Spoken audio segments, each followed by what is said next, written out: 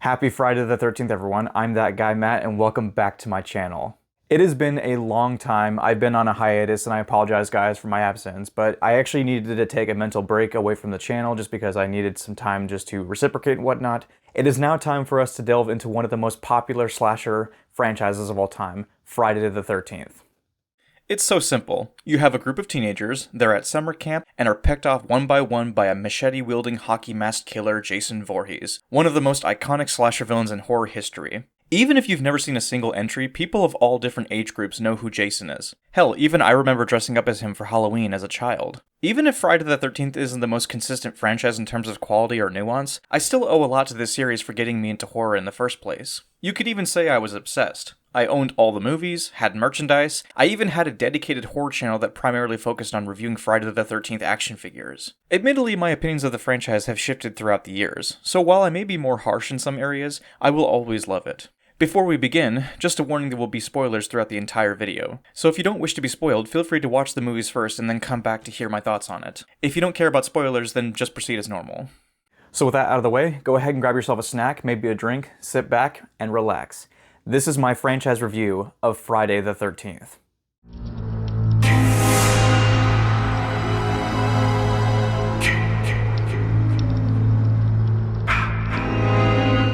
Back in the 1980s, slashers were all the craze. Even when the genre's popularity started to fade out in the 1990s, Wes Craven's Scream would come along and rejuvenate the genre as a whole. Sure, we still get slashers to this very day, but it was undeniable that the 80s were where they would primarily dominate the horror genre. Not only were they proven to be incredibly popular, but they also were cheap to produce. John Carpenter's Halloween being one of the biggest and most popular examples. With a budget of $300,000, it went on to make a whopping $70 million. And just like that, it became a popular franchise. Given the fact that many horror films at the time were made with shoestring budgets, director Sean Cunningham and writer Victor Miller were convinced that they could create an equally successful horror IP. And thus, Friday the 13th was born. The original film was made on a budget of only $550,000 and grossed just under $60 million.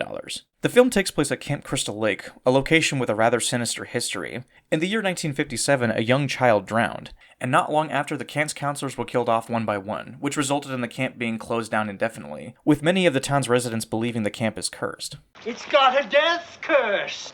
Many years later, a new group of counselors are preparing for the camp's reopening. But as members go missing and strange occurrences start popping up, the group soon discovers they're not alone.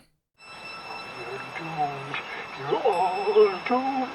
For me, the original Friday the 13th is a bit of a mixed bag. While there are aspects that I do admire, I find the film overall to be a mediocre slasher. Which is odd, considering that history has shown time and time again that the first film in a franchise tends to be the best one. But with few exceptions, I almost never hear anyone say the original Friday the 13th is their favorite. However, before I get ahead of myself, let's go ahead and dissect the film and see what does work. For starters, the film has a really good atmosphere. Camp Crystal Lake is an ideal setting, especially because it's several miles away from any civilization, which makes for a foreboding and isolating experience. When the characters are in peril, you can feel how lonely they truly are, especially towards the second act when the phones are cut off and the cars don't start. The killer's identity being hidden for a majority of the runtime is what makes the film memorable, at least for me. Now, if you're at all a fan of this franchise, or even if you're familiar with it whatsoever, then you know that Jason is essentially the mascot of the franchise. After all, a majority of his masks are actually on the movie covers. However, while he does make an appearance in this movie, he's not at all the main focus.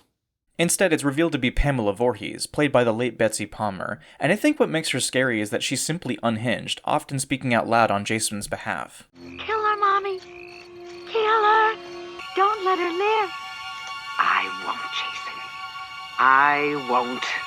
As if this wasn't sinister enough, the theme itself echoes this very idea. As a kid, I always thought it was ki ki ki ha ha ha, but it turns out that it's actually ki ki ki ma ma ma, which is short for kill mommy kill. I've watched this series ever since I was a kid, and I never picked up on it until years later, but it is a nice detail. Now you might be wondering, why is Pamela killing these counselors in the first place? Well, we do get an explanation, and thankfully it doesn't take away from the creep factor. Many years back, Pamela was a cook for Camp Crystal Lake, and her son, Jason, was also attending at the time. However, due to being deformed, he was often ridiculed, picked on, and neglected by the counselors. And one day when he was swimming, he drowned in the lake due to their negligence, which obviously tore Pamela apart. So she killed the counselors in retaliation. Oh, I couldn't let them open this place again. Could I? Not after what happened. Betsy Palmer as Pamela Voorhees is easily the best part of this film for me. Jason is scary, don't get me wrong, but Pamela is arguably just as scary. Her behavior is so unpredictable that she truly left an impact on me as a viewer. And not only is she a memorable horror icon, but she takes out her victims in horrific and creative ways. The kills were done by the legendary makeup artist Tom Savini, who was one of the best artists when it came to gore effects. His makeup was so good, in fact, that during the 80s, many of the Friday the 13th films were required to be heavily edited, so as not to get the dreaded NC-17 rating. It's a damn shame, because Tom's work was so well done. Just look at Jack's death, for instance, and tell me this isn't cool as hell.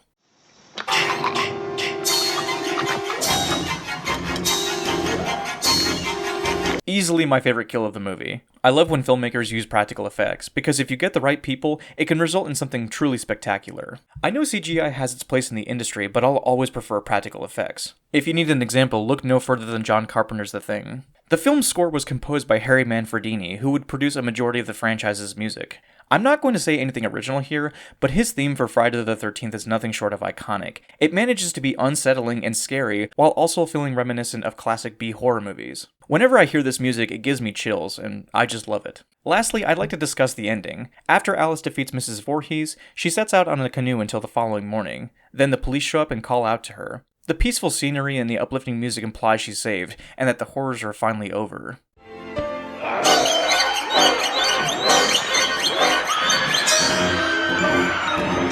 Now, I normally hate jump scares as they tend to be overused, but this definitely is an exception here. It scared the hell out of me as a kid, and if the film had ended there, it would have been perfect. Unfortunately, it cuts to Alice inside of a hospital room being taken care of by the medical staff. She then asks the staff this very simple question. The boy, is he dead too? Ma'am, we didn't find any boy. Now, with all my positives out of the way, let's go ahead and discuss why this film doesn't quite hit the mark for me, especially upon rewatch.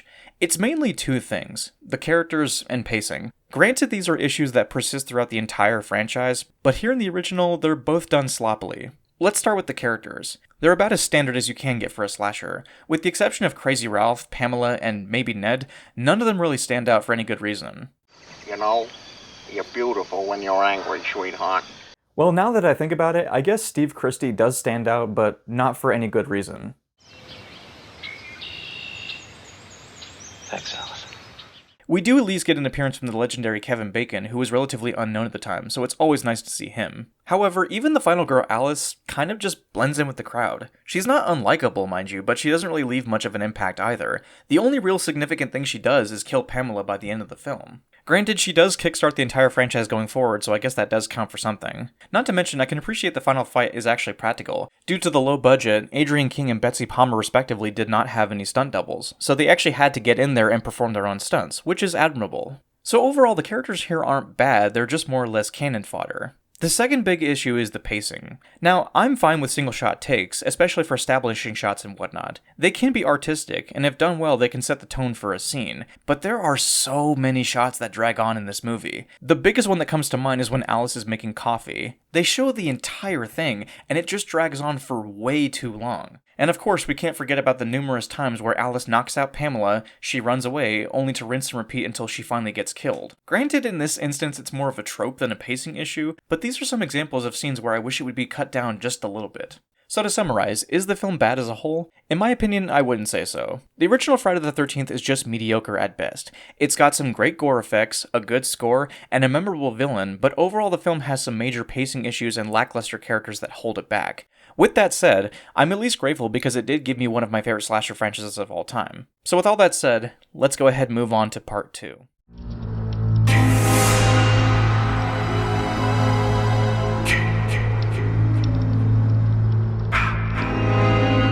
With the success of the original Friday the 13th, a sequel was immediately greenlit. Released 1 year later, we got Friday the 13th Part 2, this time directed by Steve Miner, who also directed Part 3 as well as Halloween H20. So we're off to a good start already. Unlike the original film, however, I remember watching its sequel more fondly. It still has its issues, but overall it is a much better film in my opinion.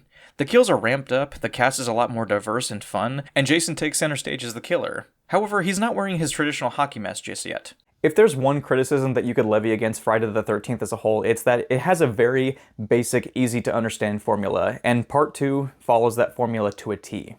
Sure, the locations, characters, and kills are different from each installment, but for the most part, the series has a very simple formula. Teens, a creepy camp, copious amounts of sex and drinking, and of course Jason Voorhees. Now, depending on whether you think that's a good or bad thing, at least you know what to expect from this franchise going forward. Set 5 years after the events of the original film, Friday the 13th Part 2 follows a whole new group of camp counselors that are picked off by Jason Voorhees as they encroach on his territory. The movie opens with Alice, once again played by Adrienne King, who is suffering from nightmares associated with the events of Camp Crystal Lake. She's simply trying to move on, but don't get too attached here. We don't get to see much of her because she's killed by Jason rather quickly, which was obviously done for dramatic reasons, but the actress also suffered from a real-life stalker experience following the events of the first film, which may have influenced her involvement in the series going forward. As I said earlier, the cast overall is a major step up in my opinion. They still suffer most of 80s horror tropes, but they're much more memorable this time around, especially the final girl Ginny. She may not be the most notable final girl, but she's easily one of the best in the entire series. Aside from having better pacing, I think Part 2 also has a lot of memorable moments, especially the scene with Ginny's car. Try it. It's moments like these that really improve the movie's pacing and overall enjoyment. Even Crazy Ralph makes a return for the sequel. Briefly. The kills are another highlight of this film, just like the first movie. If I were to list my favorite, it would have to go to Mark. The setup for the kill is already pretty sinister, but the practical work here is phenomenal. He gets slashed with a machete and is pushed down the stairs. Poor guy. Now you see, this is why I don't trust stairs, because after all, they're always up to something. Point is, Jason is not fucking around. He was played primarily by Steve Dash, with Warrington Gillette portraying his unmasked version. Overall, I think he did a pretty good job portraying the character for the most part. That said, I do have to admit his look is a bit of a mixed bag for me. Not to quote Cody Leach, but he really does look like a hillbilly in this movie. He wears overalls, a sack for a mask, and he even lives in a rinky-dink house in the middle of the woods. While his intimidation is there, his physical look just doesn't do it for me. I definitely prefer the hockey mask version, but again, we'll get to that soon. Now for the climax. Most of the characters have been killed off, and now Ginny has to take on Jason herself. Much like the first film, however, we have to endure a long, drawn-out back and forth between the two. And while I do think it's better than the original, that's not really saying much. Ginny and Jason are both clumsy in their own ways. For example, she falls down way too much, but that's nothing compared to what Jason is like. He may be physically imposing, sure, but he has plenty of what the fuck moments. Like when he breaks his pitchfork in half after falling off a chair, or when he gets kicked off a car. Hell, he even gets kicked in the nuts. Jason has a shrine dedicated to his mother Pamela, and Ginny uses her sweater to pretend to be his mother, and it actually does work long enough for Paul and Ginny to cut him with a machete. The two make it back to their cabin and are finally safe.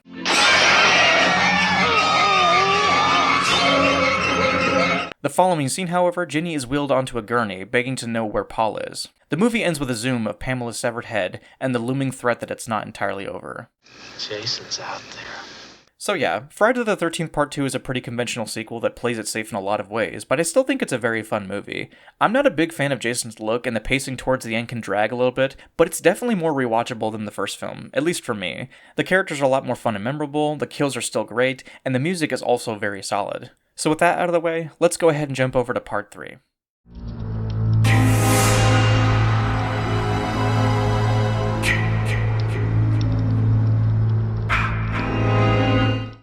Oh, not this shit again. Back in the 1980s, there was a period where a lot of sequels were utilizing 3D effects. Some examples would include Jaws 3D, Amityville 3D, and of course Friday the 13th Part 3. I can't speak for everyone, but I get a headache after watching 3D films for extended periods of time, so instead, I opted for the unintended way. And that would be watching it in 2D, because after my Jaws 3 review, I learned my lesson. However, even without the 3D glasses, you can still see the influence of 3D effects everywhere, which is more distracting if anything. So let's go ahead and discuss the plot. It picks up right after the events of Part 2, and Jason has his eyes set on a new cast of teenagers who are staying at a family cabin for the weekend. Now you see, this is what sets this movie apart from the other two. Instead of camp counselors, it's teenagers, and instead of a camp, it's a cabin. Now that really makes all the difference. Okay, that's putting it lightly, but you get the idea. Jason is back killing teens in fun, creative ways. However, upon revisiting Part 3, I found it to be somewhat lackluster, which says a lot as it used to be one of my favorite installments. It's not bad, mind you, but you can tell this is an installment that suffers greatly from its 3D gimmick. Pretty much every kill and even a few jokes utilize 3D in some way. Let me put it this way, if I was in the theater back when this movie first released, it might have made for a more interesting viewing experience, but in 2025, most people are watching movies on 2D screens. So again, the gimmick ends up being more of a distraction if anything. That said, however, there are some good kills. My favorite would have to go to Rick, who gets his skull crushed, and his eye flies towards the camera. Not the best kill by any means, and you can clearly see the strings holding up the eyepiece, but it's still cool nonetheless. Okay, that's cool and all, but how about the actual characters themselves?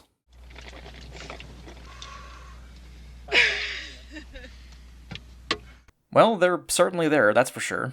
They're fairly enjoyable, but overall I found them to be kind of standard, nothing exceptional. Well, maybe with the exception of Shelley, a character who has much more of a pivotal role than you might think. He likes to play jokes on his friends and has the most charisma and memorable lines for sure. They said they were going skinny dipping, and I'm not skinny enough.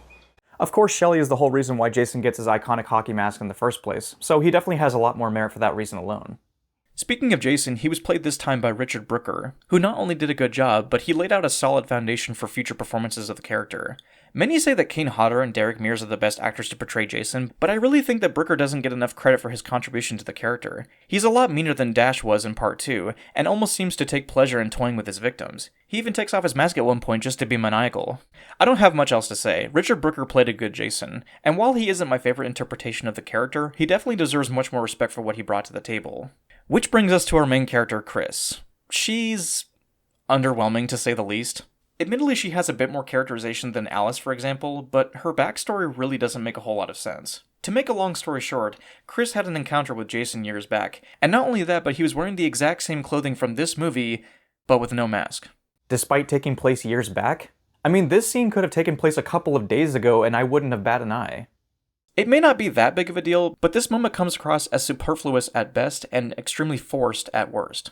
It could be taken out of the film altogether and nothing would be lost. The only other characters that are worth mentioning are a group of bikers that get entangled with our group. Admittedly, their main purpose is to add to the body count, but they do at least make an impact. Hey, you son of a bitch! You ain't come back here, you bastard! You ain't getting away with this! God damn it! I'm gonna get you!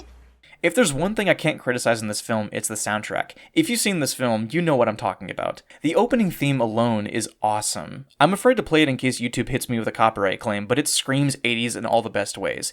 It may be a bit out of place for Friday the 13th, but it is a damn good opening theme. And now it's time to discuss the ending. Chris and Jason have another drawn-out battle. And to her credit, she does a pretty good job at holding her own. She even manages to knock out Jason and hang him from the barn. But this doesn't kill him, obviously. And just as Jason is about to attack Chris, she hits him with an axe. I'm serious when I say that this mask marking is just as iconic as the mask itself. It appears in just about every iteration of the mask going forward, so it clearly leaves an impact. No pun intended. Jason still tries to attack Chris, but ultimately succumbs to his wounds and falls down. And in similar fashion to the first film, Chris sets out on a canoe for the remainder of the evening. When Chris wakes, however, she sees Jason in the distance. She tries to get away, but he suddenly disappears. Now, what happens next can only be described as one of the dumbest moments I have ever seen in the entire franchise. Okay, first of all, why? Second of all, why does Pamela now have a head? And thirdly, why? Thankfully, it was all just a dream, as we then see Chris escorted away by the police. The movie ends with Jason's lifeless body left in the barn. I don't want to repeat myself too much, so I'll just go ahead and get to the verdict. Part 3 is an entertaining sequel, but it's held back in a lot of ways. For starters, the pacing in this one isn't as good in my opinion, and that's a shame considering this was made by the same person as the previous film. Now, this could just be speculation, but I have to imagine that a lot of this movie just feels like filler because of the 3D moments. The 3D moments don't really progress the plot in any way, and they just come across as gimmicky if nothing else. I don't want to give them too much slack for it, as you can tell they definitely tried their best, but the effects just look really cheap, which unfortunately lessens the kills as a result. Most of the characters are just standard cannon fodder, and while I found the bikers and Shelley entertaining enough, even they couldn't save this movie. Even the final girl, Chris, just felt standard compared to Ginny from Part 2. I'd say apart from a couple of decent kills, the soundtrack, and Richard Brooker himself, the movie overall is just fine. It's not terrible, but the gimmick is really what held it back for me. Thankfully, I can actually be nice once again, because the next installment is one of my absolute favorites, so let's go ahead and get into it.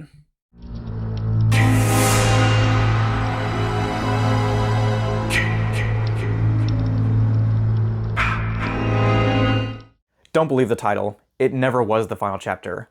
Never. We've made it. Friday the 13th Part 4, the final chapter. False advertising aside, I genuinely love this installment, as it has a lot going for it. Taking place right after the events of Part 3, Jason is now stalking a new group of teenagers. However, we have a sister and brother duo this time around, who may be the key to finally putting Jason down once and for all. Generic plot aside, I really do think Part 4 has some of the best elements of a Friday the 13th film. A memorable cast of both main and side characters, phenomenal kills, a perfect balance of comedy and atmosphere, and of course an exceptional Jason performance. As always, let's begin with our characters, starting with the Jarvis family.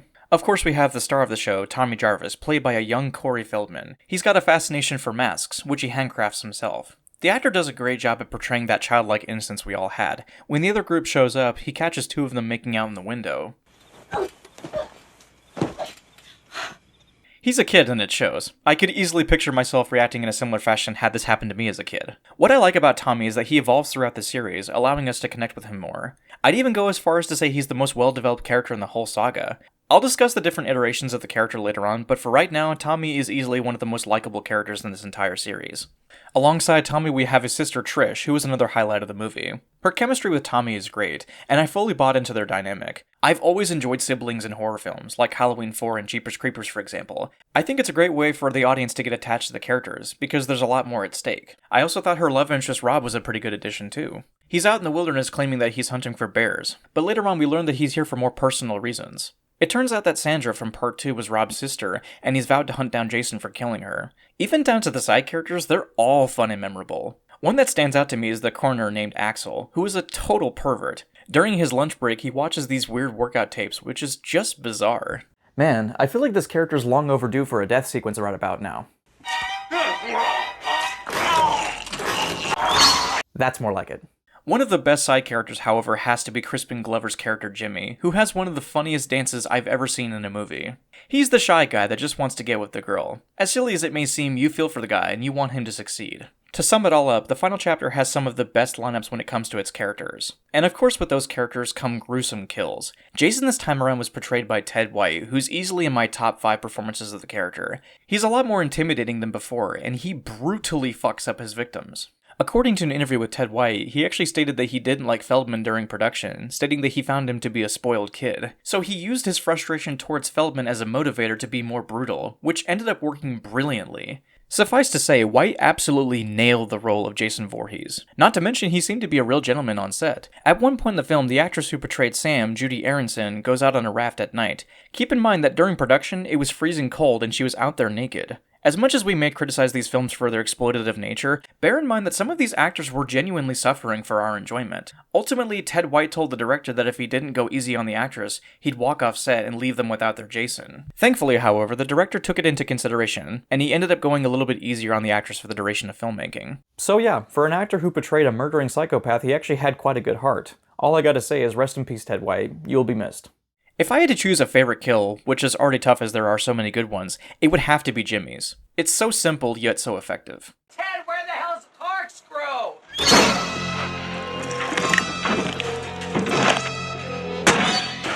So let's go ahead and talk about the climax. The ending of the film has Tommy shaving his head to closely resemble Jason as a child. Oh, look at that, he finally got that haircut his mother was asking him to get. Get a haircut, Oh, Ma. This turned out to be a good thing as it seems to distract Jason long enough for Trish to attack him. She then cuts off his mask, revealing his face. Again, the makeup here is absolutely phenomenal. Tommy then stabs Jason in the face, and this effect is just fucking awesome. Jason's body is still twitching, however, so Tommy repeatedly stabs him over and over again, seemingly killing Jason for good. The movie ends with Tommy and Trish recovering in the hospital, and the final shot of the movie suggests something sinister will follow. If you take away the film's subtitle, I think Part 4 is a solid entry in the series. It's got a great cast, memorable lines and dialogue, great practical effects, and an incredible Jason performance. It's a tie between this and 2 other entries for my favorite, but we'll get to those later. All in all, Part 4 is a good time, and I highly recommend it for new and old comers of horror. And now, it is time to delve into a far less beloved entry.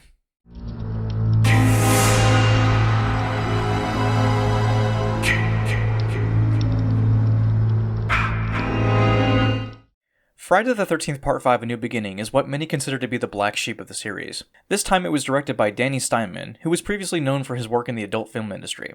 Which is quite telling, as Part 5 has some of the most revealing scenes in the entire saga. Taking place years after Part 4, Jason has been killed and Tommy Jarvis is struggling to move on from the death of his family. He's been admitted to a mental rehab facility called Pinehurst, but when the members are being picked off one by one, they must find out who the copycat killer is, or if Jason was even dead to begin with. The filmmakers decided to take this entry in a bit of a new direction, similar to Halloween 3, where Michael Myers isn't the killer. Did it pay off? Well... I'm gonna chop you into itty bitty little pieces, my friend. I've got to be honest, when I first saw this movie as a kid, I actually didn't like it that much at all. And as you'd expect, a large reason was because Jason wasn't the killer. It's kind of in the same vein as Halloween 3, where it loosely fits into the chronology and tries to do something new. That's not to say it's a perfect film, absolutely not, but for what it is, it's not that bad. The movie opens with Tommy Jarvis, who's once again played by Corey Feldman. Tommy's out in the rain, visiting Jason's grave, when two guys suddenly decide to show up and dig up said grave. Jason kills them, of course, and just before he kills Tommy, he wakes up. He's now played by an older John Shepard. Despite his acting being pretty good overall, the actual characterization of Tommy is a bit of a mixed bag for me. I do appreciate the attempt at casting an actor that could feasibly look like an older Tommy Jarvis, and to give Shepard credit, he tries his best with the material he's given. Tommy is suffering from PTSD and hallucinations of Jason, so it makes sense for the evolution of his character. That said, Tommy feels like a footnote in this movie, and he hardly gets any screen time. And sure, there are moments where his character does shine through, but they're few and far between. If it wasn't for all the flashbacks, hallucinations, and the mask collection itself, he could easily be mistaken for just another mental patient. So to sum up, Tommy's not bad per se, but I do think this is the weakest version of the character we've seen thus far. We also have Reggie and Pam, played by Shavar Ross and Melanie Kinnaman respectively. Reggie especially is a lovable character. They call me Reggie the Reckless. No spider would scare me. His grandpa works at the facility, so Reggie befriends a lot of the patients, including Tommy. Now, we also have to discuss some of the other side characters because holy fuck, they are hilarious. For a film that doesn't take itself too seriously, it manages to squeeze out some genuinely entertaining characters. For example, we have Reggie's older brother, Demon, played by Miguel Nunez Jr., who played Spider in Return of the Living Dead, another one of my favorite movies. I'm just gonna go ahead and say it right now, Demon is easily one of my favorite characters in this entire movie. Hell, probably the whole franchise. God, it's good to see you, dude. Damn, you look good. Reggie looks up to his older brother as somewhat of a role model. Despite his rough exterior, he means well. They exchange some heartfelt dialogue, with Demon giving Reggie one of his rings.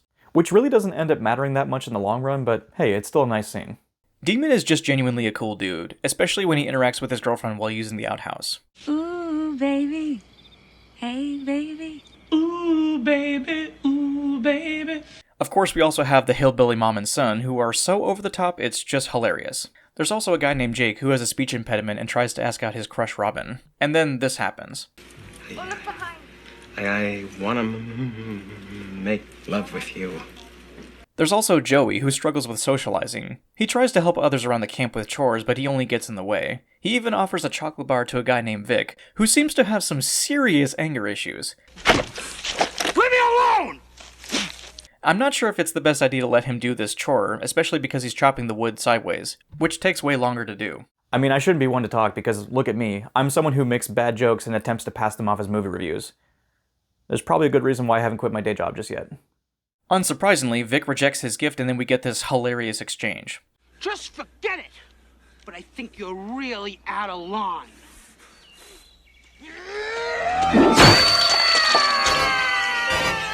This is one of the craziest moments in the entire franchise, and this exact murder is what sets off the events for the entire movie, if you can believe it. This movie happens because of a chocolate bar. Chocolate bars, eh? Of course, two paramedics arrive on the scene, one of them being rather dismissive and the other one taking it more personally. This will come into play later on, so don't forget about it. From there on, the movie turns into one long montage of fairly mediocre kills. Part 5 may have a high body count, but a lot of the practical work here isn't that great, unfortunately. That said, the film does have a few highlights. I'm tempted to say that Joey is my favorite kill, only because it's so over the top, but if I had to pick another, it would have to be Eddie's kill. He gets a belt wrapped around his eyes, and it's slowly tightened before crushing his skull. It's a kill that lacks on the gore, admittedly, but the sound design and genuine pain from the actor makes it work for me. Also, like the previous entries, it also has a good lineup of music. There's a scene where a character is dancing to the song His Eyes by Pseudo Echo. Nothing crazy, but I'm a lover of the 80s, so I just had to point it out. I also gotta say I love the subtle change in music theme here. If you remember the original soundtrack, it was Ki Ki Ki Ma Ma Ma for Kill Mommy Kill, and in this one it's Ki Ki Ki Ta Ta Ta, which is short for Kill Tommy Kill. A very subtle change, but one I actually quite like. So with all that out of the way, let's go ahead and discuss the ending. Most of the patients in the faculty have been killed off, so Tommy, Pam, and Reggie take refuge in the barn. They fend off against the killer long enough before slicing his hand open, in which case he falls onto some spikes, revealing that it was the paramedic Roy all along. It turns out that Joey was his son, and he used Jason Voorhees as a vessel to kill off the staff as a form of vengeance. Which is kind of cool for being honest, because it ties back in with Pamela in the first movie, but I have to ask, why was Vic never killed? Because he was the one who killed Joey in the first place. I just find it funny how, he goes on this big killing spree, and yet the only person that actually caused this in the first place was never taken out. It just seems kind of selective. Regardless, Tommy is in the hospital still suffering from hallucinations of seeing Jason. He gets up from his hospital bed, finding Roy's mask in his drawer. I'm not exactly sure why he was allowed to keep this, especially because the police would have confiscated it for evidence, but whatever. Either way, the movie ends with Tommy donning the mask as he raises a knife at Pam, implying that he is the new Jason Voorhees. which is a pretty haunting notion if we're being honest. It sort of reminds me of Halloween 4's ending where Michael's evil is transferred to Jamie. Oddly enough, the next film in the franchise completely ignores these events, which is something that normally I would hate because I hated Halloween 5, but if I'm being honest, Jason Lives is a much better film than Halloween 5, so we'll go with that. Upon revisiting A New Beginning, I actually had a lot of fun with it. It's definitely low quality in a lot of areas, the acting and dialogue are pretty bad for the most part, and it's easy for me to label it the worst in the series due to Jason's absence. However, I still enjoyed my time with it. It's got a handful of memorable moments, mostly from Demon in my opinion. The gore can be lacking in some areas, but I mostly blame that on the MPA at the time. The score is pretty good, and I can definitely appreciate the attempt at switching up the formula even if it wasn't received that well. Overall, Part 5 isn't bad, but I wouldn't say it's good either. It's not a film that I would come back to very often, but I could actually enjoy it upon rewatch if I was doing a marathon.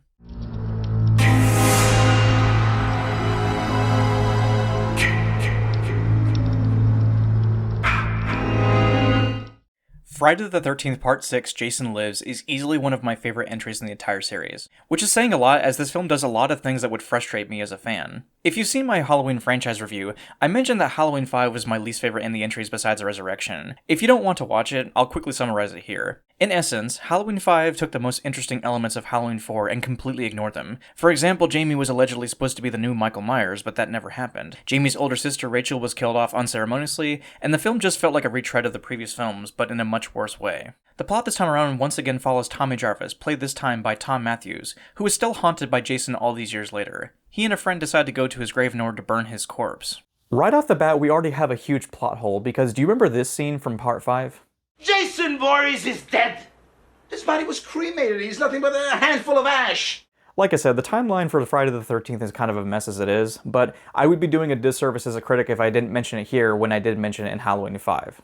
As Tommy gets ready to burn Jason's corpse, however, a lightning strike pierces his body, which resurrects him as if he were the Frankenstein monster. From there on, Tommy has to do everything he can to stop Jason and put him back in his grave. Now yes, this movie has a few plot holes and some rather stupid moments, which I will get into, but with this installment, it's almost like the filmmakers just said, you know what, fuck the timeline, we're gonna make the movie we want to make, and we're gonna bring Jason back front and center. And I mean that literally. The movie's intro has Jason walking into frame and slicing the screen open, like he's James Bond or something like that. The opening intro really tells you what type of movie you're about to watch. It's really bizarre, but I'm all for it. After this many films in the series, it's nice to see an entry not being overly serious and just have fun with the concept, while still remembering that we are in fact watching a horror movie. So let's go ahead and discuss the characters, starting with Tommy Jarvis once again. This is the version of the character that most will recognize, especially since he makes a return for the fan film Never Hike Alone, and was even a playable character in the Friday the 13th video game. We see early on that Jason still haunts Tommy, but he's also become a lot more confident over the years, and he's no longer the shell he once was in Part 5. And while Jason being brought back is entirely his fault, he does make a genuine attempt to correct his mistake. He warns the local sheriff about Jason, but he's afraid of the bad publicity that the name brings, so he arrests Tommy in retaliation. Regardless, Tommy is still a fun character, and I think the actor Tom Matthews brought some much needed charisma back into the role. We also have the sheriff's daughter Megan, played by Jennifer Cook, who sort of becomes Tommy's love interest in a way. She's pretty, upbeat, and a little too devoted to Tommy's cause of taking down Jason. Seriously, the first interaction that these two have is when Tommy's inside of a jail cell, and Megan doesn't question for 1 second if Tommy's actually crazy or if he's dangerous. I can admire her determination, but it's a bit too strong at times, especially for someone she just met. Then again, Tommy's the hot guy, so I guess that was enough for her to be convinced of his story. Don't beat him up too bad, Dad. He's kind of cute. Overall, I like Megan quite a bit. She's fun, perky, courageous, a bit overconfident, but she's very likable. I also have to admit that I had the biggest crush on this actress when I was growing up, so I admit that I'm biased in that aspect, but I really do think that beyond that, Megan is a good character. I admit this movie doesn't have the strongest side characters, but there are a few that stand out. For example, we have two counselors that are on their way to the camp when they're stopped by Jason. Elizabeth, played by Nancy McLaughlin, who was married to the director Tom McLaughlin at the time, has a line of dialogue that has always stuck with me. We better turn around. Why? Because I've seen enough horror movies to know any weirdo wearing a mask is never friendly. Or how about the sheriff's deputy? Wherever the red dot goes, you bang.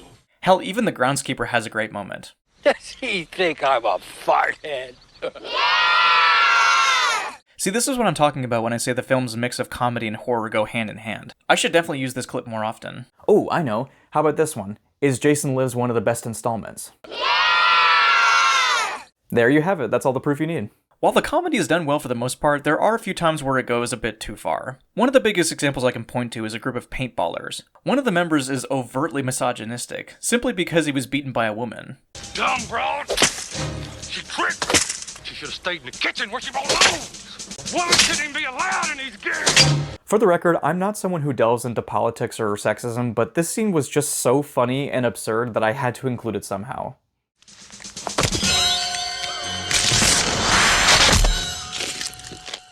Okay, I love this movie and all, but a smiley face? What were they thinking? This is what I meant when I said that some of the humor doesn't always land for me. I mean, somehow, the idea of Jason being brought back to life via lightning strikes is more plausible than this.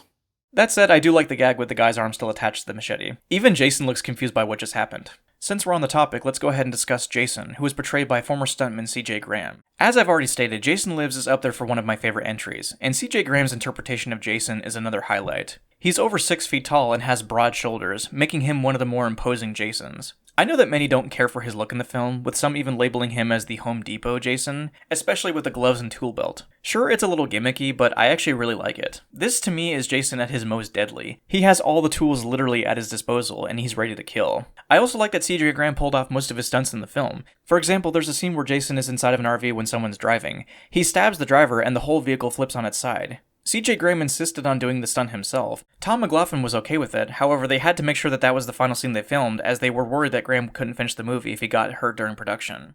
Now that is badass. Talk about dedication to your craft. CJ Graham, you're the man. Before discussing the details of the finale, I'm going to pick my favorite kill. This entry has a wide variety of kills, many of which stand out for good reasons, but my favorite would have to go to Officer Pappas. He shoots Jason 6 times. I shot him 6 times! And then Jason grabs him by the skull and slowly crushes it.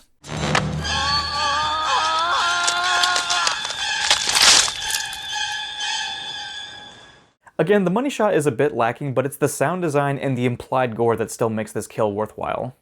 Also, just a side note, but I love the detail of blood splattering on Jason's mask. Thought it was a nice detail. Tommy, Megan, and the sheriff are all at the camp, ready to strike at Jason. The sheriff shoots Jason a couple of times with a shotgun, but it may as well be a pea shooter. He then bashes Jason's head in with a rock, and he does a good enough job at holding him off. But Jason retaliates by folding him in half like a briefcase.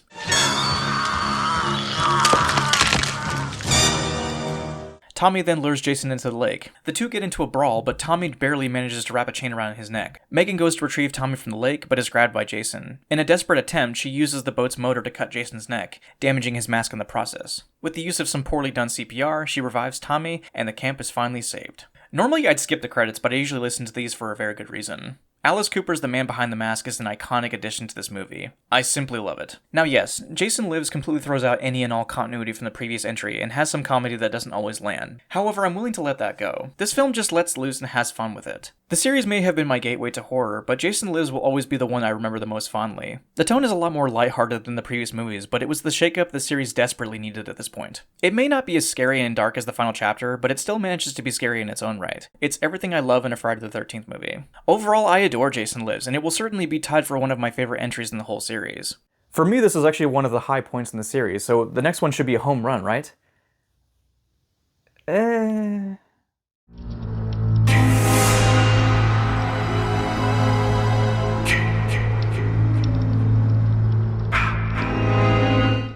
Friday the 13th Part 7, The New Blood, is yet another installment where the filmmakers tried getting experimental. Growing up, this actually was one of my favorite entries, and I used to rewatch it constantly. But looking back on it, it doesn't really hold up all that well, which is saying a lot for a Friday the 13th film. It's not a complete train wreck, mind you. It does have its moments. But the film kind of feels somewhat out of place in the franchise as a whole, and it doesn't help that a lot of the kills were notoriously edited to keep it at an NC-17 rating. If there was ever a horror villain to root against, it's not Jason, Michael, Freddy, Leatherface, or even Pinhead for that matter. It's the fucking MPAA. It's unfortunate because one of the biggest reasons a lot of us watch a Friday the 13th film in the first place are the kills. Granted, the previous installments had this problem when it came to censoring the gore, however here it seems even more prevalent than before. Seriously, there are so many great kills in this movie that had to be edited down, and it's a damn shame. Fuck you. No, fuck you both! That said, there are ones worthy of being mentioned. If I had to list my favorite, it's probably the sleeping bag kill. Which I imagine is most people's favorite, including Kane Hodder. It's one of the few kills that's still pretty effective, despite being cut down a lot. What is the plot of The New Blood? Well, it takes place years after the events of the previous entry. Jason is still trapped at the bottom of Camp Crystal Lake from his fight with Tommy Jarvis. However, he's accidentally released from his watery grave by a girl with telekinetic powers. So you might be thinking to yourself, wait, Jason gets to fight Carrie? This sounds awesome. And you wouldn't be blamed for thinking that. Apparently, the film was originally pitched as just that, Jason versus Carrie. However, the filmmakers couldn't afford the rights to Carrie, so they just made up a new character named Tina who just happens to have telekinesis. Yeah, the idea is definitely something. I'm not going to pretend this movie would have been better even if it originally did turn out the way that it was supposed to. It's just that the movie we did end up getting is a giant mess. I already mentioned the MPAA and how most of the kills have been heavily altered, so we won't retread that ground. But even if you look past that, the film is just filled with nothing characters, a fairly lackluster atmosphere, and a lead character that is only interesting due to her powers. Easily the biggest praise I can give this movie is Jason's actor Kane Hodder himself, who would go on to play him for the next 3 films, making him the most recurring Jason actor in existence. Not only that, but the look of Jason in this movie is badass. The tattered clothes, the chipped mask, the chain around his neck, the bits of flesh peeking out, it's all really well done. Easily one of the best looking Jasons out there. And while Kane Hodder personally may not be my favorite portrayal of Jason Voorhees, he is definitely imposing, and does bring some serious intimidation, especially in the later films. And that's really it. Everything else about this movie is lackluster. I know that Friday the 13th is often seen as a low-budget, low-effort, rinse-and-repeat franchise, and many of those sentiments are admittedly true, but this entry really feels like it. The only unique thing it adds is the addition of the character with telekinetic powers, but that's really it. Even when you get down to the other characters, they're all generic, even for Friday the 13th. You've got a doctor who wants to study and harness Tina's power for selfish reasons, a scared mother who hardly has any impact on the story, a stoner, a nerd, a shy girl, and of course everyone's favorite, the stereotypical stuck-up bitch who you can't wait to see get killed.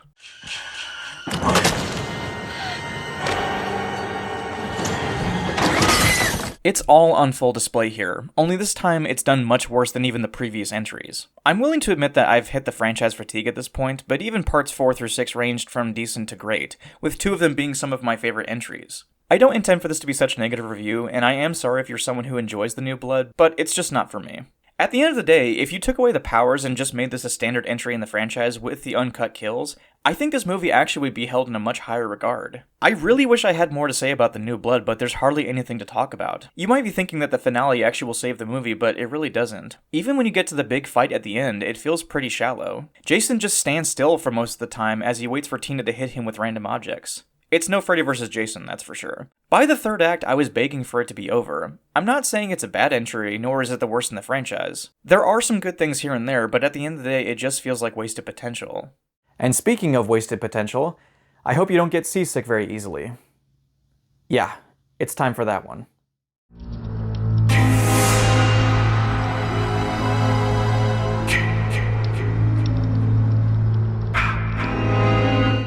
Friday the 13th, Jason Takes Manhattan. I think a more appropriate title for this movie would be Jason Takes a Cruise to Manhattan. When it comes to Friday the 13th, especially when talking about the films made by Paramount, fans will often say that A New Beginning and Jason Takes Manhattan are amongst the worst. However, I myself have come around to A New Beginning, even with its shortcomings. But my least favorite Paramount entry has always been Jason Takes Manhattan. This is the point in the series where they tried to switch up the location altogether, by taking place on a boat heading for New York. That's the plot. It's Jason killing people on a boat for 2/3 of the runtime.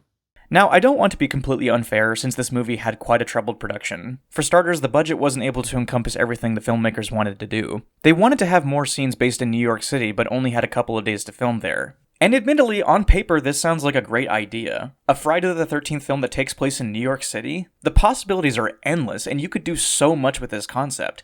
Just like The New Blood, however, it's the execution that falls flat. And mind you, the misleading title isn't the only issue with this film. That said, a vast majority of the runtime takes place on this boat, which on one hand could make for an interesting location, especially because of the isolation factor. However, it's just a lot of corridors and hardly any color contrast, which ends up feeling samey. Even a film like Jason X somehow managed to look more colorful in contrast. Now, let's jump over to the characters. And calling them characters actually is being complimentary. Low-hanging fruit, I know, but they're about as bland as the previous films. In fact, I'd argue they're worse in some ways.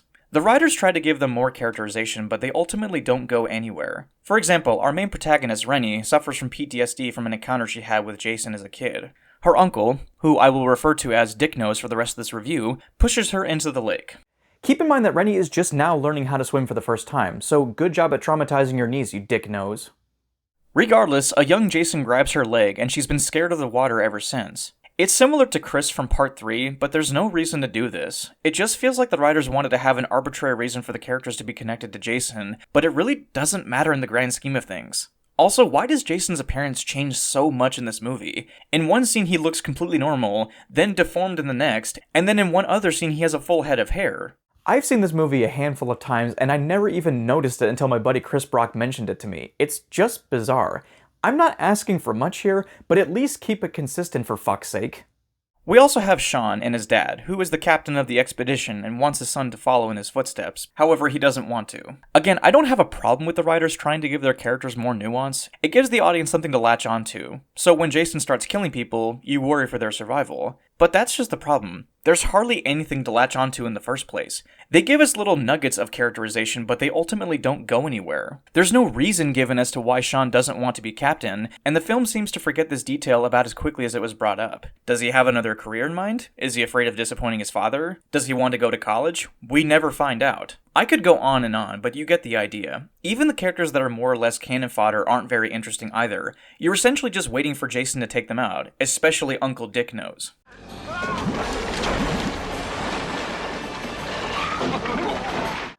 He died the same way he lived, full of toxic sewage.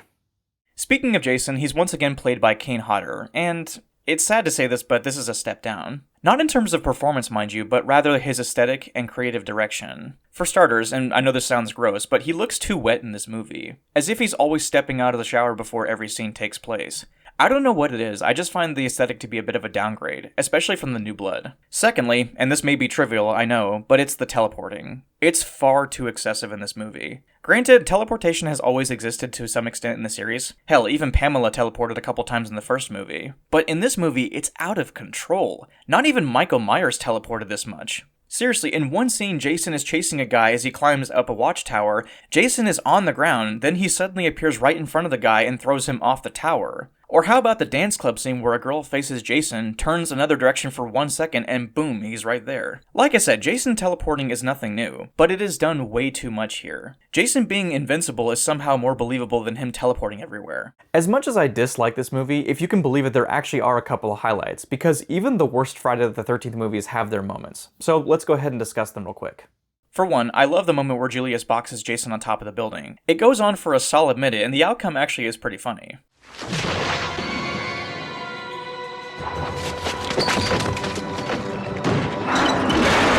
Of course, the scene with Jason in Town Square is a memorable moment. Not only does it look great, but there's a hilarious gag where Jason kicks a boombox. And lastly, there's a diner scene where Jason throws a cook at a mirror. Which is kind of funny considering that the actor, Ken Kirzinger, would go on to play Jason in Freddy vs. Jason. So let's go ahead and discuss the ending, shall we? After most of the characters are killed off, Sean and Rennie are chased through the sewers, which are on the cusp of flooding. This causes Jason to throw up, and the sewage somehow dissolves his body and makes him a child again? I have no fucking clue what's going on here. I mean, seriously, trying to make sense of this is an exercise in futility. The main thing you need to know is that this was the end of the Paramount saga. We would not get another Friday movie for a couple years before being softly rebooted with New Line Cinema. So where do I even begin with summing up Jason Takes Manhattan? Well, it's disappointing to say the least. I'm sure the filmmakers try their best given their circumstances, but this film just wasn't executed well in the long run. Everything from the characters to the practical effects to the look of Jason, it all just feels really low budget. Which is really saying something, as this was one of the most expensive Friday the 13th movies that they made at the time. Overall, Jason Takes Manhattan is an ambitious attempt to shake up the franchise, but falls flat in almost every regard. This entry, for me anyway, is undoubtedly one of the many low points in the series. I respect the filmmakers for trying, but it's one that I prefer to skip when I do a marathon.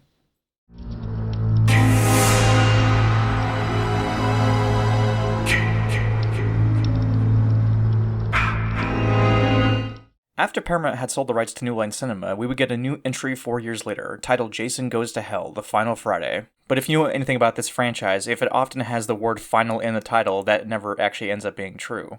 Jason Goes to Hell is often cited as one of the worst in the franchise, with many even claiming it's what killed it in the first place. However, does it actually live up to that reputation, and is the film really that bad?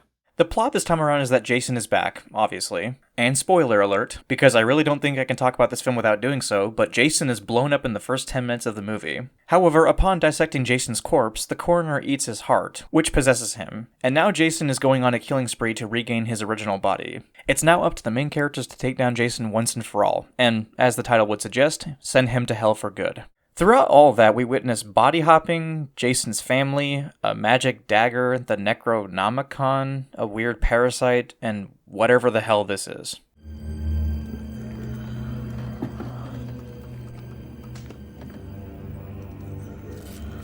Yeah, to say this film is bizarre is a vast understatement.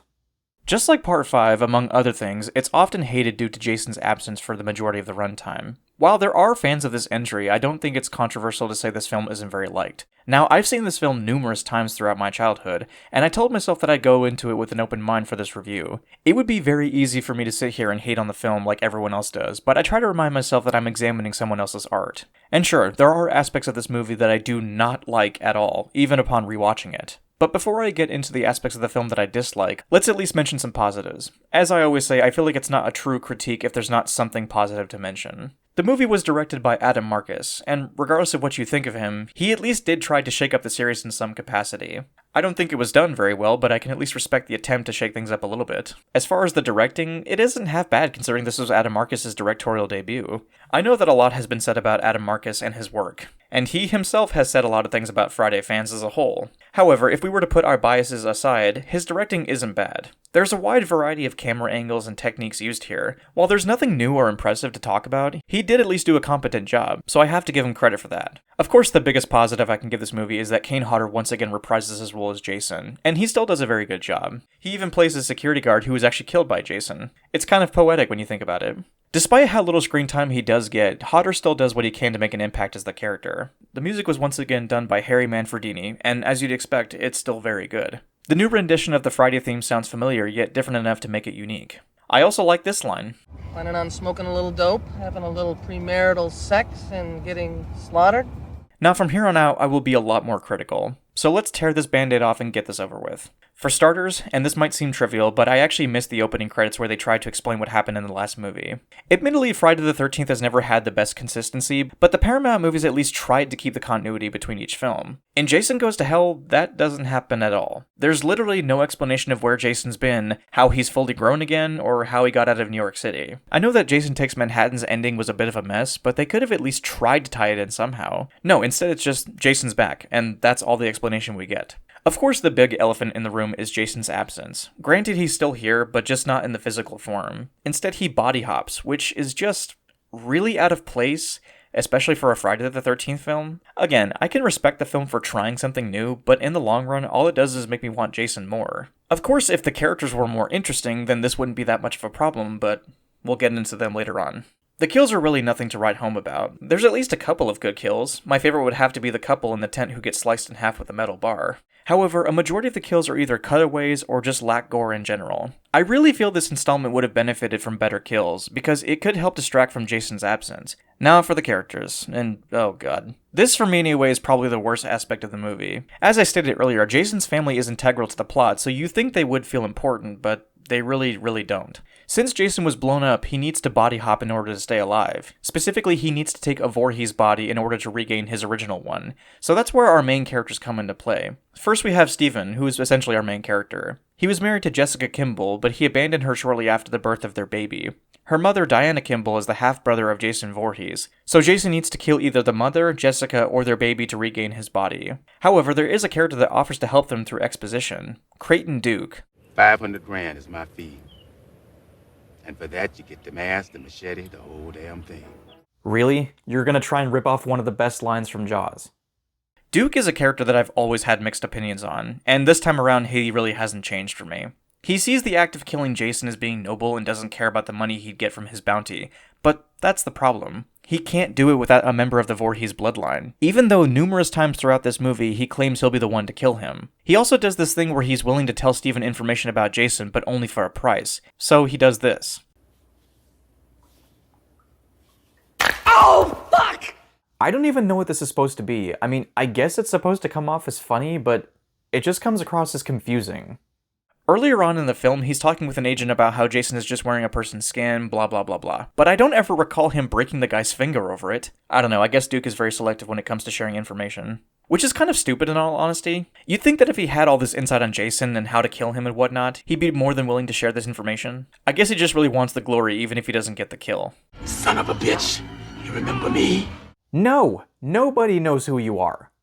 I guess what I'm trying to say is that not only are the characters uninteresting, but they're also confusing. The best thing I can say is that I was slightly invested in Steven and Jessica, especially because they're trying to protect their baby. But when it's all said and done, the characters are still fairly one-dimensional. It's a slasher film, I get it. I'm not expecting the best written characters in all of cinema. But the first few films did a fairly good job at least making them likable and distinct from one another. However, all these characters, they just blend in and there's nothing to really set them apart from one another. With all that said, let's go ahead and discuss the ending because, oh my god, this ending. You're gonna love this one. It's a scream, baby. Jason's weird, creepy demon baby counterpart goes into the corpse of Diana, and he's reborn. So I guess it would be appropriate to say that Jason's had a sex change.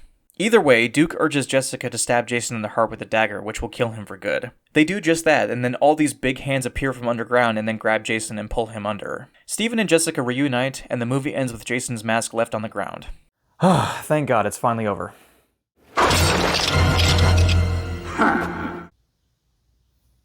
Well, that just made everything worth it. So when it's all said and done, is Jason Goes to Hell a bad movie? It depends on who you're asking, but if I'm being honest, I really don't like it that much. It's not the worst thing ever, and upon rewatch, I didn't hate it as much as I thought I was going to, but that being said, this is still a very low point in the franchise for me.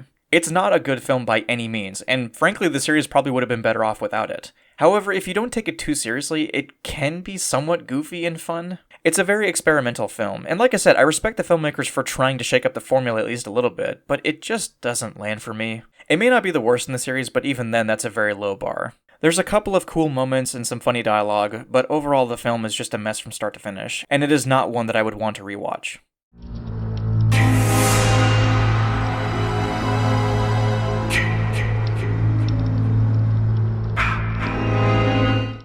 Taking place in the year 2455, Jason X is a sequel that takes place in, you guessed it, outer space.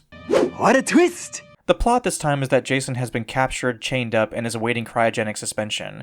However, he gets loose, kills a handful of guards, and attempts to kill our main heroine, Rowan, but is ultimately put into cryogenic sleep anyway. Hundreds of years later, Jason and Rowan are discovered by a group of students. They take them aboard a spaceship, Jason gets loose again, he starts killing out the crew, you get the idea. So Jason X is yet another divisive entry in this franchise. Some fans love it, some hate it, and it's easy to understand both sides. The films have progressively gotten further away from just being a simple camp slasher. Unsurprisingly, I myself didn't like this film growing up. No pun intended, but it was way too campy for me to take seriously. But upon rewatch, I'm willing to admit I actually had a lot more fun than I thought I was going to. At least more than Jason Goes to Hell, that's for sure. Instead of discussing the positives first as I normally do, I'm going to switch it up and do the negatives this time around, as I feel it will make for a more fun experience. For starters, let's get the obvious out of the way, the awful CGI. This movie came out in 2001, but it looks as if it was released in the early 90s alongside Mortal Kombat. Granted, CGI was still in its infancy, but damn, it looks rough in some areas. It's not the worst CGI, mind you, especially for its time, but when you compare it to something like Star Wars A New Hope, it's night and day. A New Hope has aged in some aspects, but it still looks convincing even to this day. The filmmakers prioritized practical effects because they knew it would make for a better looking film. However, I'm willing to let it slide because the CGI is thankfully used sparingly, so it doesn't stand out too much.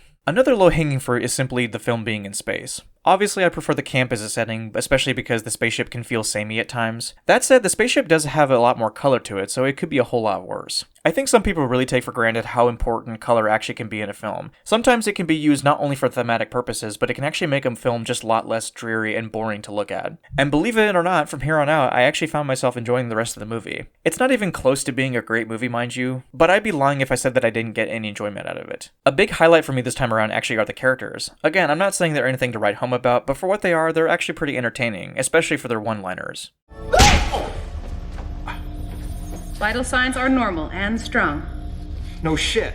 They might not have as much camaraderie as the crew from Aliens, but they're still fun. If I had to point out some of my favorites, it would probably be KM-14 and Sergeant Brodsky. KM is an android who has some badass sequences, especially when she fights Jason. Brodsky may come across as the stereotypical hard-ass Marine, but he truly cares about getting everyone to safety, which made me like him that much more. Of course, Kane Hodder returns once more as Jason Voorhees, and this very well could be his best performance. Jason is much more stealthy and fierce this time around, which leads to a really cool sequence with the Marines as they try to track him down. It feels very much like Predator, which I love. Not only is the performance very good, but we actually get two versions of Jason this time. The classic Jason, and of course, Uber Jason. Now, I actually used to hate this look for him, but I've actually since come around to it. It does look pretty badass, all things considered. Speaking of the kills, they're actually pretty good, and definitely a step up from Jason Goes to Hell. Who can forget the one where the Marine gets thrown onto the drill and then slowly spindles downwards? He's screwed. However, my favorite kill has to be the liquid nitrogen kill.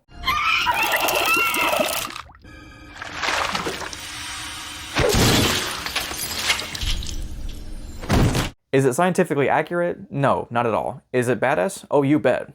So yeah, that's Jason X, and while I still think it's far from my favorite in the series, it's still fun. It's basically Alien, but with Jason instead of a xenomorph. The concept is pretty stupid and may not work for everyone, but overall I had fun revisiting it. Given that this was Kane Hodder's final on-screen portrayal of the character, I think he did a pretty good job. It's not a film that I revisit often, but it is far better than I remember it being. The film may not be great, but I would rather watch this over Jason Goes to Hell and Jason Takes Manhattan. And that's honestly the best thing I can say about it.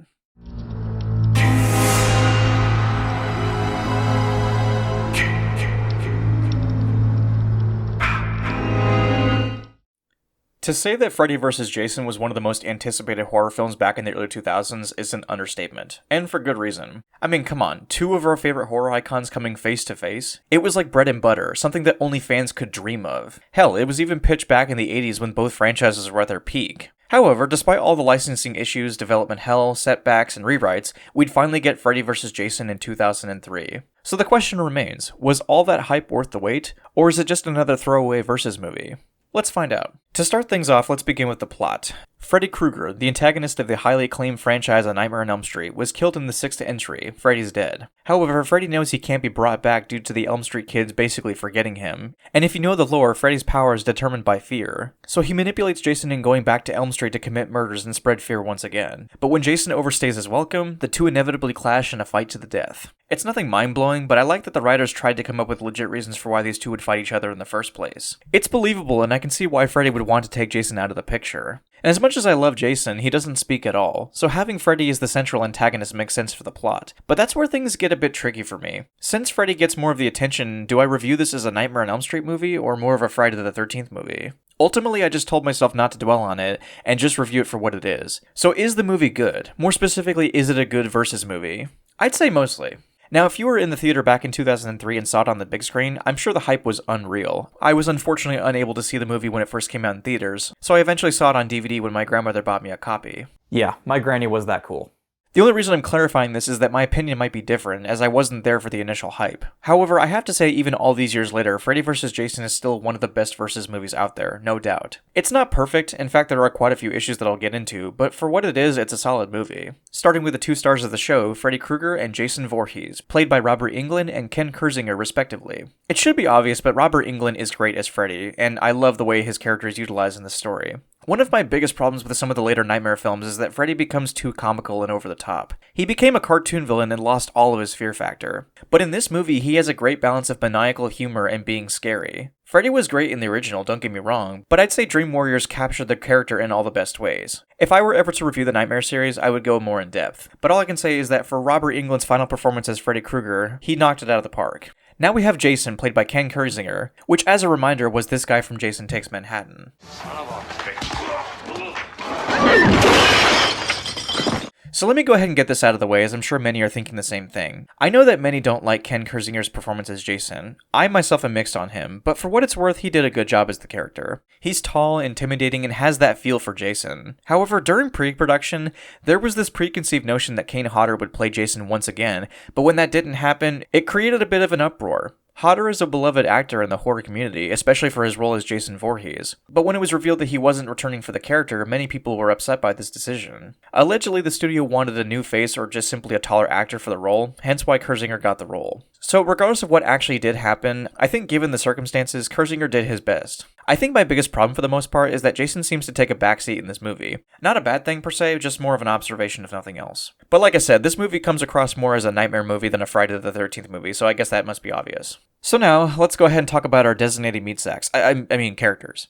I'm just gonna go ahead and say it, they're easily the most underwhelming part of Freddy vs. Jason. They're not bad, they're just really generic. I'm not trying to be funny when I say this, but it just feels like they're sleepwalking throughout this movie. They hardly have any charisma, and I would even say they come across as bored for the most part. Even the main girl, Lori, who has a personal vendetta against Freddy for killing his mother, is mostly forgettable. Not to mention, some of her lines can be really awkward and over the top. He has ruined both of our pasts, and I am not leaving until I see him die. Like I said, they serve their purpose fine, but none of them are particularly memorable. After all, we are here for Freddy and Jason, so thankfully they get most of the focus. And now let's get to the ending, the final showdown between Freddy and Jason, and it is glorious. It's everything you think it is, bloody, visceral, and just awesome. It's obviously what the audience has been waiting for, and overall I'd say it's worth the wait. I'd love to show more of the footage, but if you've seen the film, you know what I'm talking about. My only real complaint is that I wish it was just a tad bit longer. So overall, Freddy vs. Jason is pretty fun. The pacing can be off at times, some of the CGI and special effects look ridiculous, and the characters might not be the best, but if all you're here for is the epic fight between two iconic slasher villains, then this should satisfy you.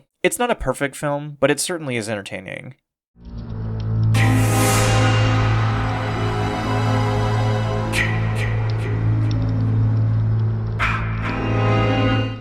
As it stands right now, the Friday the 13th remake is the latest film in the franchise, releasing all the way back in February 2009. If you can believe it, the movie was made as a joint partnership between Paramount and New Line Cinema. While we do have fan films like Never Hike Alone and Voorhees, as of the making of this video, we have not seen an official entry in over 16 years. With the new Halloween trilogy, the upcoming Friday the 13th TV show, and the lawsuits coming to a close, I'm hoping we'll finally get another film at some point. Fingers crossed, but we'll see.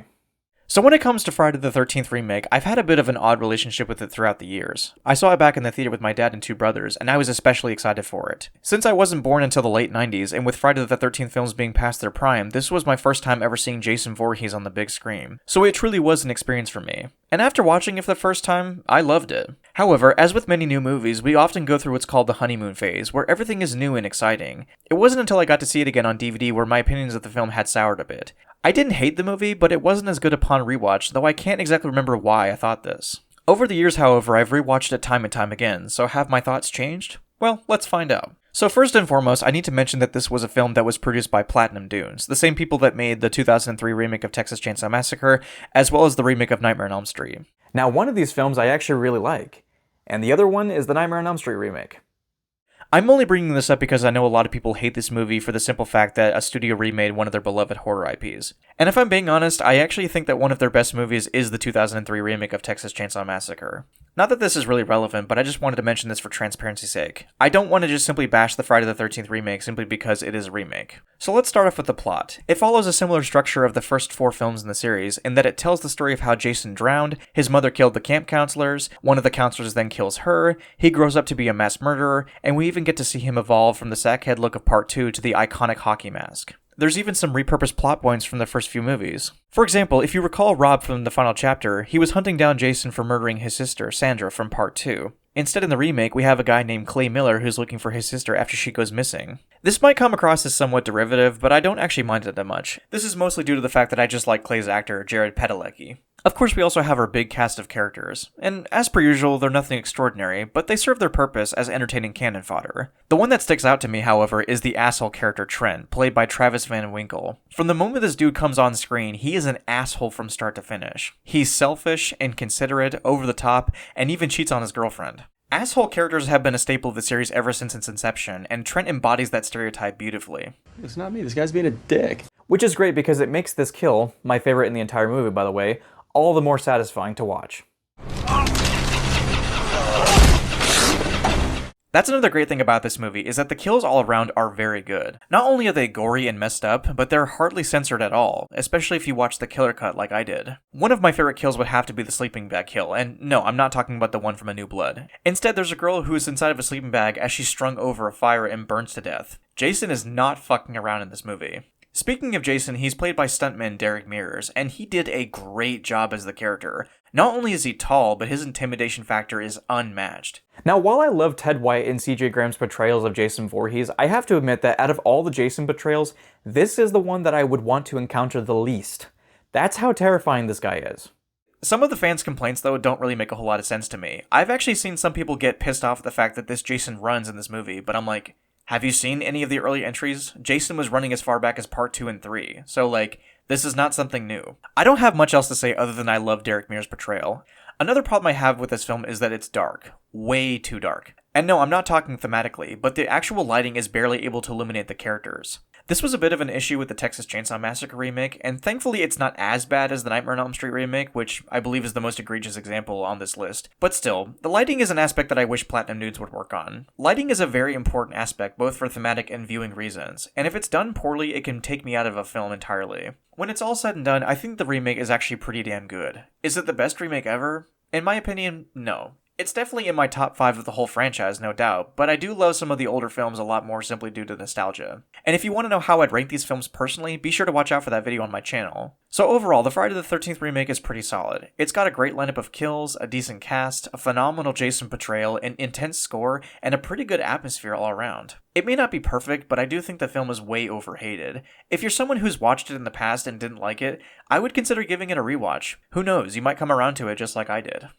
I wanted to take a moment to thank you guys for watching this far. This video took weeks and months of planning, and it's really great to see it come together, and I just want to thank you guys for sticking around and watching the content at all. I do apologize for my absence as I took some time away for mental and physical health, but I'm doing a lot better and I can't wait to get back to making content regularly for you guys. If you guys have any thoughts or anything that you want to share with me, then feel free to leave them down below in the comments, including ways that I can actually improve my content. I read any and all comments, including the negative ones. Thank you guys so much for watching. This has been ThatGuyMatt. I love every single one of you, and until next time, I will see you guys all in my next video. But until then, I hope you all take care. Happy Friday the 13th.